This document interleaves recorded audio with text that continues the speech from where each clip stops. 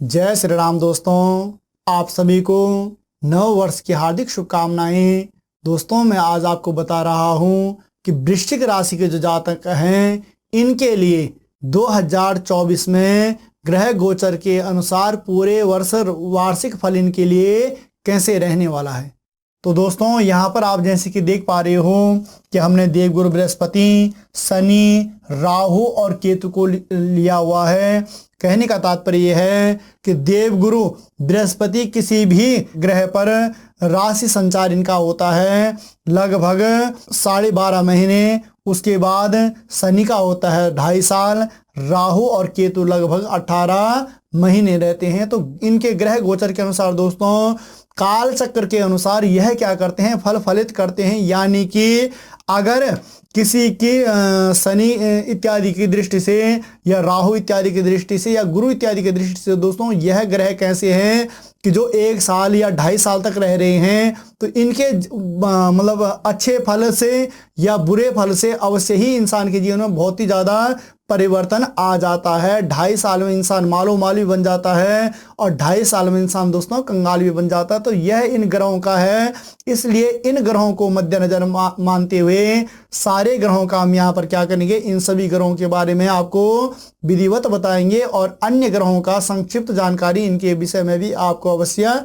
बताएंगे। तो आप ये देख लीजिए कि देवगुरु बृहस्पति आपके कहाँ बैठे हुए हैं, छठे घर में बैठे हुए हैं। और छठे घर में बैठने का ये तात्पर्य है कि यह क्या है, वर्ष के प्रारंभ में यानी कि 30 अप्रैल तक देवगुरु बृहस्पति आपके क्या होंगे, छठे भाव में ही बैठे रहेंगे। तो यहाँ पर यह थोड़ा सा चिंता भी बढ़ा रहे हैं और साथ ही साथ थोड़ा सा दोस्तों आपके जीवन में कुछ ऋण इत्यादि, कुछ आप कर्जदार भी आपको बना सकते हैं और साथ ही साथ यह किसी चीज कार्यों में आपको उलझा भी सकते हैं। तो देवगुरु बृहस्पति की छठे घर में जो यह बैठे हुए हैं तो थोड़ा इनसे संबंधित चीज़ों में यह क्या कर सकते हैं, वृद्धि कर सकते हैं, यानी चिंता भी बढ़ाएंगे और साथ ही साथ आपको ऋण से भी रख सकते हैं।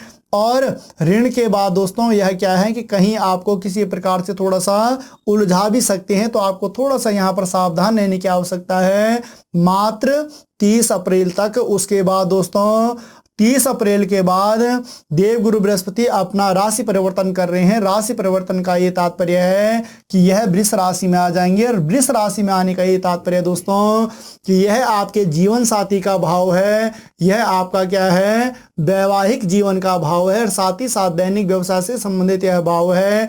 तो जब देवगुरु बृहस्पति आपके सप्तम भाव में आ जाएंगे यानी कि वृष राशि में आ जाएंगे तो यहाँ पर यह क्या करेंगे कि अवश्य ही जीवन साथी का सुख भी आपको प्राप्त होगा। यानी कि जीवन साथी के साथ भी आपका जो तारतम्य होगा वह अच्छा बनेगा और साथ ही साथ दोस्तों आपको वैवाहिक जीवन का सुख भी प्राप्त हो सकता है। अगर विवाह अभी तक आपका नहीं हुआ है तो इस समय का जो प्रयास आपका रहेगा वह सार्थक रहेगा, यानी कि आप वैवाहिक जीवन के बंधन में भी बंधने का आपका समय आ गया है। उसके बाद रही बात दोस्तों दैनिक व्यवसाय की, तो दैनिक व्यवसाय के लिए आपका अच्छा क्षेत्र रहने वाला है। अगर किसी कारणवश आपको काफ़ी समय से आप जॉब के लिए अप्लाई कर रहे थे, जॉब आपको प्राप्त नहीं हो पा रही थी, तो यह समय आपके लिए उसके लिए क्या है, बहुत ही अच्छा रहने वाला है। उसके बाद दोस्तों पुनः हम आते हैं देवगुरु की पंचम दृष्टि। तो पंचम दृष्टि इनकी कहाँ पड़ रही है, आपके एकादश भाव में पड़ रही है। एकादश भाव यानी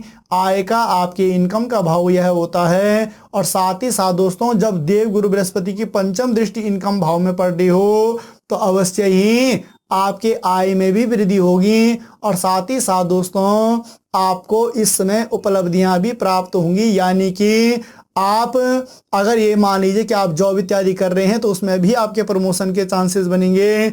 और साथ ही साथ अगर आप कहीं मतलब ये मान के चलो कि राजनीतिक क्षेत्र में आप हो तो राजनीतिक क्षेत्र में भी दोस्तों आपकी क्या हो सकती है, विजय हो सकती है। यानी कि आपको एक अच्छा मान सम्मान और एक उपलब्धियां जो आप अपने जीवन में चाहते थे, जो मनोकामनाएं इस समय आपकी हैं वह सारी क्या है, पूर्ण होने वाली रहेंगी। यानी कि देवगुरु बृहस्पति की पंचम दृष्टि से यह क्षेत्र आपके लिए अच्छा फल फलित होने वाला है। उसके बाद सप्तम दृष्टि पड़ती है आपके केंद्र भाव में जब बात ही वृश्चिक राशि की हो रही है और देवगुरु बृहस्पति की सप्तम दृष्टि यहाँ पर पड़ रही है, तो स्वयं के लिए भी यह समय आपका क्या है, अच्छा रहने वाला है। तनु भाव दोस्तों इसे कहा जाता है, तनु यानी शरीर, और शरीर जब हमारी निरोगी काया होती है दोस्तों, जीवन में एक चीज का विशेष रूप से ध्यान रख लीजिए कि कई बार क्या होता है कि अत्यधिक धन संपदा तो हम जोड़ लेते हैं मगर वहीं पर हम शरीर का ध्यान नहीं रख पाते।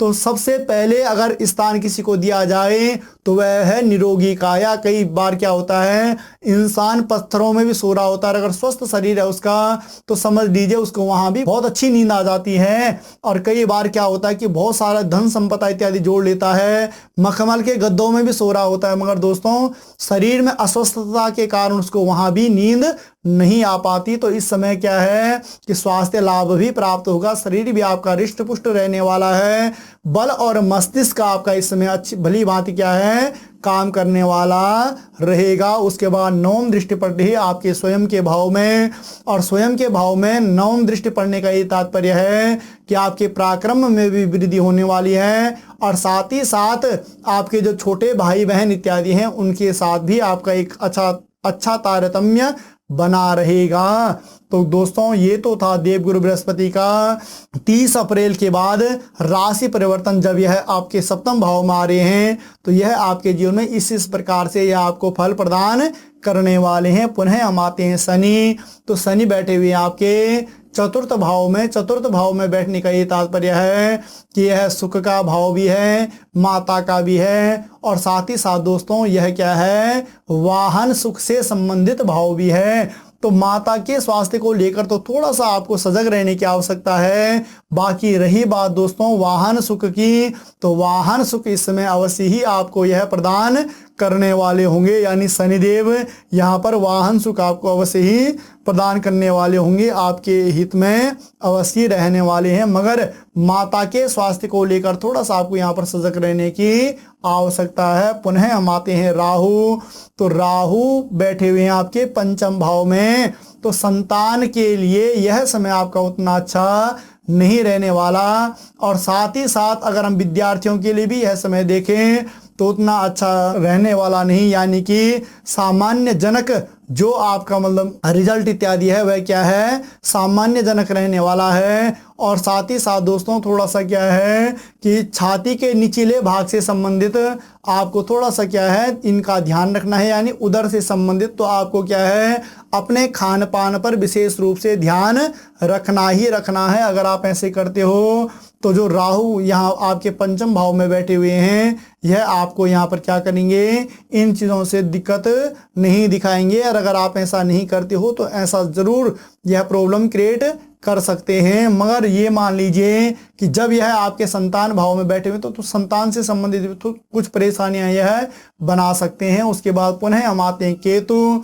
तो केतु बैठे हुए हैं आपके एकादश भाव में, और एकादश भाव में केतु बैठने का ये तात्पर्य है कि यह इनकम के भाव में बैठे हुए हैं, यानी कि दोस्तों कोई भी ग्रह जब हमारे एकादश भाव में बैठा हुआ होता है तो लगभग यह हमें क्या करता है, अच्छा फल ही प्रदान करता है। तो अच्छे फल का ये तात्पर्य है कि यह हमें क्या करेगा, उपलब्धियां भी प्राप्त करवाएगा। मगर ज्येष्ठ भ्राता से संबंधित भी हमारा यही भाव है, तो यह कुछ वाद विवाद उनको आपके इनकम से लेकर वाद विवाद भी करवा सकता है, और साथ ही साथ कुछ आपसी जो तालमेल है उसमें कुछ थोड़ा सा दिक्कतें ला सकता है। तो यहाँ पर थोड़ा सा आपको ध्यान रखने की आवश्यकता है, किसी भी प्रकार से अपने ज्येष्ठ भ्राता के साथ में कोई अनबन न करें, यानी आपसी तालमेल अच्छा बनाकर रखें।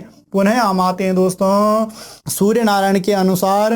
तो सूर्य नारायण के दोस्तों यहाँ पर 3 दृष्टियां मैं आपको बताऊंगा। 3 दृष्टियां ये बताऊंगा कि जब ग्रह गोचर के अनुसार यह अपनी उच्च राशि में होंगे या स्वयं की राशि में होंगे या नीच राशि में होंगे तो किस किस प्रकार से यह आपको फल फलित करने वाले होंगे। तो ये मान लीजिए कि 14 अप्रैल के से और 13 मई के मध्य में यह क्या होंगे, स्वयं की राशि यानी मेष राशि में होंगे। मेष राशि में होने का तात्पर्य है दोस्तों कि यह क्या करेंगे, यहाँ पर अगर किसी भी प्रकार से कोई कोर्ट कचहरी इत्यादि से संबंधित कोई आपका कार्य चल रहा है तो उसमें भी आपको सफलता प्रदान करेंगे। मगर ये ध्यान रख लीजिए कि यहाँ पर ऋण का क्षेत्र भी है, तो कई बार यह आपके जीवन में कुछ ऋण भी ला सकते हैं, तो थोड़ा इन चीज़ों में आपको विशेष रूप से क्या करना है, ध्यान रखना है। उसके बाद दोस्तों हम पुनः आते हैं 16 अगस्त से और 15 सितंबर के मध्य यह कहाँ रहेंगे, स्वयं की राशि यानी पिता के घर में रहेंगे। पिता के घर में रहने का ये तात्पर्य है कि यह आपके कारोबार में भी वृद्धि करेंगे और साथ ही साथ यहाँ पर आपको मान सम्मान और पद प्रतिष्ठा आपके जीवन में बढ़ाने वाले होंगे। उसके बाद दोस्तों पुनः 17 अक्टूबर से और 15 नवंबर के मध्य आपके द्वादशेष भाव में रहेंगे। द्वादशेष भाव यानी आपके व्यय भाव में रहेंगे। व्यय भाव में रहेंगे तो दोस्तों अवश्य ही यह इस समय आपका खर्चा बढ़ाएंगे। और खर्चा बढ़ाएंगे यानी कि मतलब ये समझ लीजिए कि इस महीने जब यह यहाँ पर गोचर कर रहे हैं तो अवश्य ही थोड़ा सा कुछ नुकसान आपको हो सकता है, यानी खर्चे से संबंधित कोई दिक्कतें आपके जीवन में आ सकती हैं। व्यय आपका यहाँ पर अधिक हो रहा है तो थोड़ा सा दोस्तों यहाँ पर जब यह द्वादशेष रह रहे हैं तो आपको अपने नेत्रों से संबंधित किसी भी प्रकार से कोई विकार नहीं आना, यानी कि नेत्रों का आपको विशेष रूप से ध्यान रखना है और यहाँ पर थोड़ा सा यह खर्चे आपके अधिक बढ़ा सकते हैं। उसके बाद पुनः दोस्तों मंगल के दृष्टिकोण से आते हैं तो मंगल क्या है, किसी भी राशि ग्रह गोचर में क्या करते हैं 45 दिन का ग्रह गोचर होता है। उसके बाद बुध का देखते हैं तो बुध कितने दिन आते हैं, 21 दिन में आते हैं और शुक्र लगभग 26 दिन। बुध और शुक्र का दोस्तों यह वो होता है कि यह सूर्य नारायण से एक घर आगे या एक घर पीछे क्या करते हैं, चलते रहते हैं या स्वयं भगवान सूर्य नारायण के साथ में कई बार आ जाते हैं। तो कहने का तात्पर्य यही है कि जब भगवान सूर्य नारायण अपनी उच्च राशि में रहेंगे, स्वयं राशि में रहेंगे या अपनी नीच राशि में रहेंगे, तब जब यह भी उनके साथ में मिश्रित होंगे तो समझ लीजिए उसमें कुछ फल में कुछ मतलब घटबढ़ हो सकती है, यानी कि कुछ न्यूनता भी आ सकती है और कुछ जगह वह हमें लाभान्वित भी कर सकते हैं। तो कुल मिला के अगर हम वृश्चिक राशि के जातकों के लिए देखें तो दोस्तों यह साल आपके लिए देवगुरु बृहस्पति के अनुसार बहुत ही अच्छा रहने वाला है। शनि के अनुसार भी आपके लिए यह बढ़िया रहने वाला है। राहु के अनुसार दोस्तों थोड़ा संतान इत्यादि के लिए यह समय उतना अच्छा नहीं रहने वाला। बाकी ओवरऑल सारे ग्रहों के अनुसार हम देखें तो यह मिला जुला फल आपके लिए रहने वाला है। तो दोस्तों यह तो संक्षिप्त जानकारी थी और यह पूरे वर्ष फल का था। उसके बाद दोस्तों हम हर महीने क्या करते हैं, मासिक फल भी आपको बताते हैं और कुछ अन्य जानकारियां भी आपको अवश्य ही नई नई जानकारियां भी कुछ देते रहते हैं। तो दोस्तों आपको यह करना है कि आपने हमारे चैनल को सब्सक्राइब करना है ताकि आप तक यह सारी जानकारियां पहुंच पाएं।